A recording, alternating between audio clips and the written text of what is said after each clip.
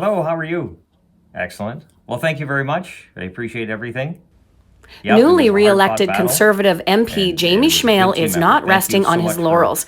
He was in the office today fielding congratulatory calls and picking up campaign signs. Schmale won his second term, taking 49% of the vote in Haliburton-Kawartha Lakes Brock riding, garnering 31,986 ballots with his name on them.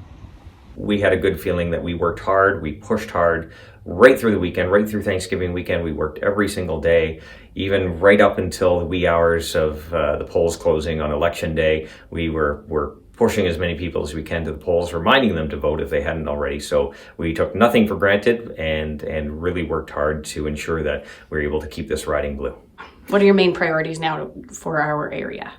Well, high-speed internet and cellular service is always a huge issue, and the Liberals in the dying days of Parliament promised they would fund a proposal to ensure that those gaps are being dealt with. Now, some would argue it was 2 years too late, but having said that, we are dealing with the government in power, so we're going to hold their feet to the fire. They also promised, after the Conservative Party promised, to bring back the Lake Simcoe Cleanup Fund. That is something Liberals cancelled, and I guess felt guilty about it in the last weeks of the campaign, and decided to bring that back, or that idea back that the Conservative Party introduced for a number of years. So we're going to make sure that those promises, and that with high-speed rail coming from the Quebec City, Ottawa, Peterborough, Toronto relief line, continues to make progress on that file. So there's a lot of things that have been promised by the Liberals, and we're going to make sure that we hold their feet to the fire. Obviously, a bit of disappointment that the party didn't do better nationally. How does it affect what you do when you're dealing with a Liberal minority government rather than a majority government?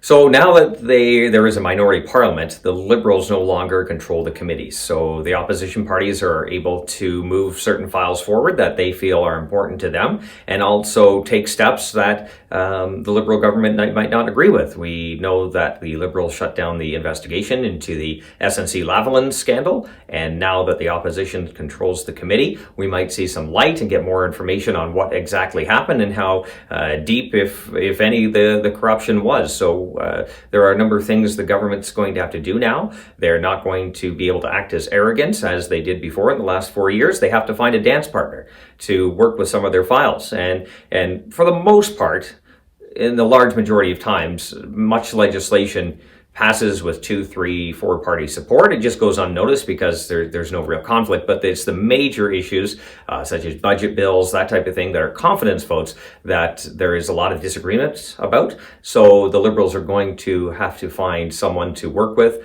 and support their agenda. And we'll see who that dance partner is. Anything else you want people to know? Thank you very much. It was a great campaign. The other candidates in the riding, I didn't know them before this election, but they are fantastic people. I think we had a great discussion at the 7 all-candidates debates. We stuck to the issues. We didn't have any personal attacks. The volunteers on all sides were fantastic. Their supporters, the donors, people in general just coming off the street to volunteer their time. And that was absolutely amazing, just to see the impact that politics can have on people's lives, and their thirst to ensure that their values kept going. Meanwhile, at the Liberal campaign headquarters on Kent Street in Lindsay, volunteers were packing up. The Liberal candidate Judy Forbes came in second, garnering 16,839 votes, or 25.9% of the vote. The former acting chief of Kawartha Lakes Paramedic Service is facing numerous charges. City of Kawartha Lakes Police Service initiated an investigation into reported allegations of fraud and breach of trust on March 29, 2019. After a lengthy investigation, 49-year-old Derrick Brown has been charged with 8 counts of fraud under $5,000, 8 counts of uttering a forged document, and 1 count of breach of trust. Brown was fired by the city last April, with the city issuing a statement saying he had been terminated with cause. 7 guys with 7 classic cars were able to donate more than $7,000 to local charities. The Cajun Cruisers made the donation today at Stuart Morrison Insurance in Bobcaygeon. Well, we're a bunch of guys who love cars.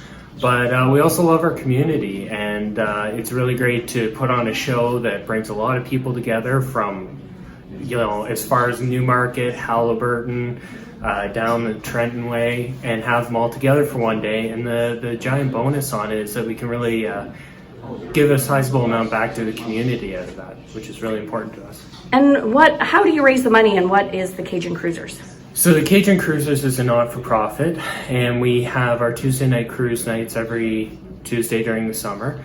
And then we also have our big car show mid-September. And through both, we do 50-50 draws, and we also do donations. So our big money maker at the car show, of course, is just gate donations. We have the local food banks come out, and basically they collect food and money. We also collected a bunch of food on the day, which wasn't really shown here today. But yeah, we have them collect whatever people want to give. We have guys dropping in $50 bills because they know it's going to such a good cause. And yeah, and then we try and make sure that all of our sponsors cover all of our expenses so that all of our money is going directly to our community between the food banks and the public schools. It means a lot. It will provide our students with the opportunity to have a full belly and nourishment before they start the school day. I just want to thank the Cajun Cruisers for their continued support of our school. It makes a difference every day in the lives of our students. So thank you very much.